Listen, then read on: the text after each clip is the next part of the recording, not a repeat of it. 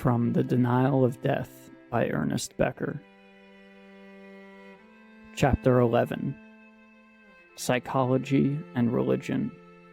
What is the heroic individual? The last section, titled The Fusion of Science and Religion. Therapeutic religion will never replace traditional religions with the messages of Judaism, most of Christianity, Buddhism, and the like. They have held that man is doomed to his present form, that he can't really evolve any further, that anything he might achieve can only be achieved from within the real nightmare of his loneliness in creation and from the energies that he now has. He has to adapt and wait. New birth will keep him going, give him constant renewal, say the Christians. And if he has perfect righteousness and faith, and enough of it spread widely enough among his fellows, then, say the Hebrews, God himself will act. Men should wait while using their best intelligence and effort to secure their adaptation and survival. Ideally, they would wait in a condition of openness toward miracle and mystery, in the lived truth of creation, which would make it easier both to survive and to be redeemed, because men would be less driven to undo themselves and would be more like the image that pleases their Creator. Awe-filled creatures trying to live in harmony with the rest of creation. Today we would add, too, that they would be less likely to poison the rest of creation. What do we mean by the lived truth of creation? We have to mean the world as it appears to men in a condition of relative unrepression. That is, as it would appear to creatures who assess their true puniness in the face of the overwhelmingness and majesty of the universe, of the unspeakable miracle of even the single created object, as it probably appeared to the earliest men on the planet and to those extra-sensitive types who have filled the roles of shaman, prophet, saint, poet, and artist. What is unique about their perception of reality is that it is alive to the panic inherent in creation. Sylvia Plath somewhere named God King Panic, and Panic is fittingly king of the grotesque. What are we to make of a creation in which the routine activity is for organisms to be tearing others apart with teeth of all types, biting, grinding flesh, plant stalks, bones between molars, pushing the pulp greedily down the gullet with delight, incorporating its essence into one's own organization, and then excreting with foul stench and gases the residue? Everyone reaching out to incorporate others who are edible to him. The mosquitoes bloating themselves on blood, the maggots, the killer bees attacking with a fury and a demonism, sharks continuing to tear and swallow while their own innards are being torn out, not to mention the daily dismemberment and slaughter in natural accidents of all types. An earthquake buries alive 70,000 bodies in Peru. Automobiles make a pyramid heap of over 50,000 a year in the US alone. A tidal wave washes over 250,000 in the Indian Ocean. Creation is a nightmare spectacular, taking place on a planet that has been soaked for hundreds of millions of years in the blood of all its creatures.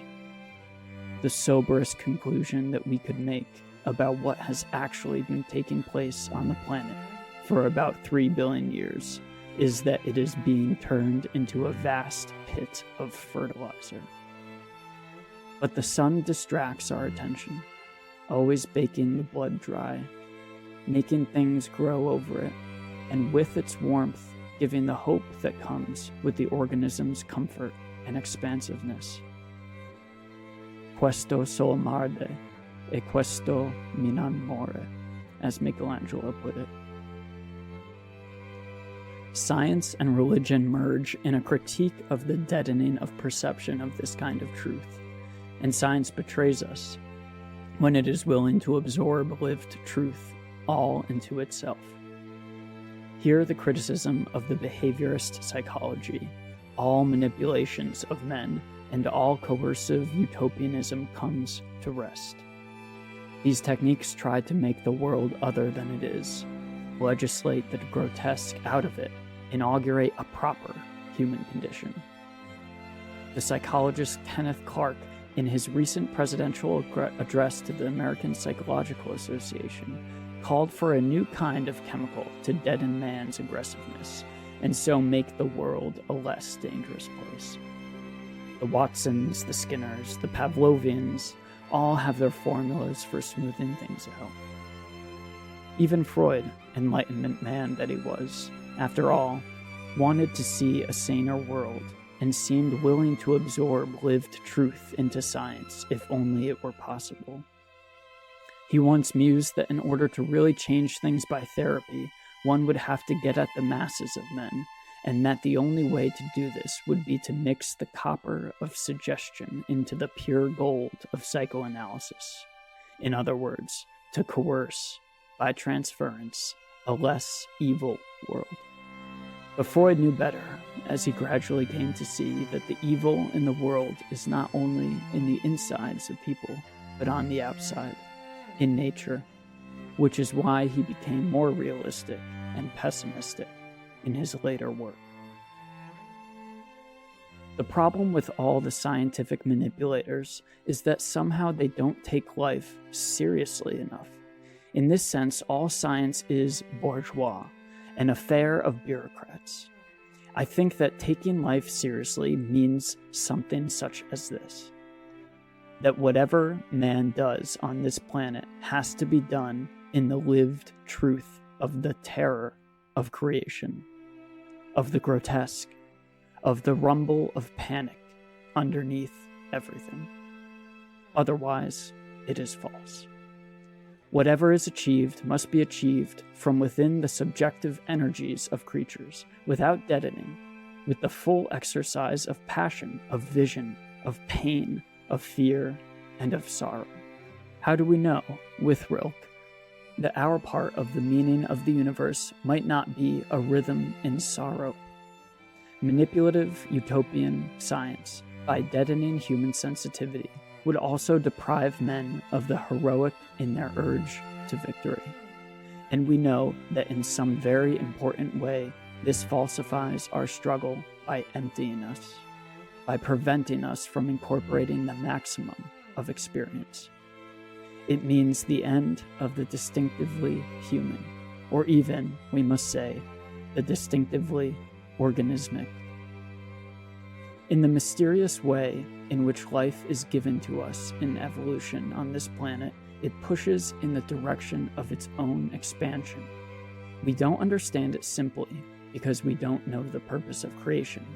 We only feel life straining in ourselves and see it thrashing others about as they devour each other.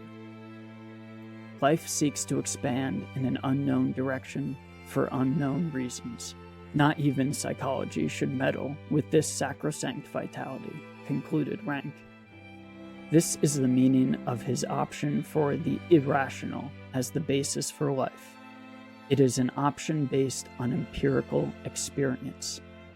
There is a driving force behind a mystery that we cannot understand, and it includes more than reason alone.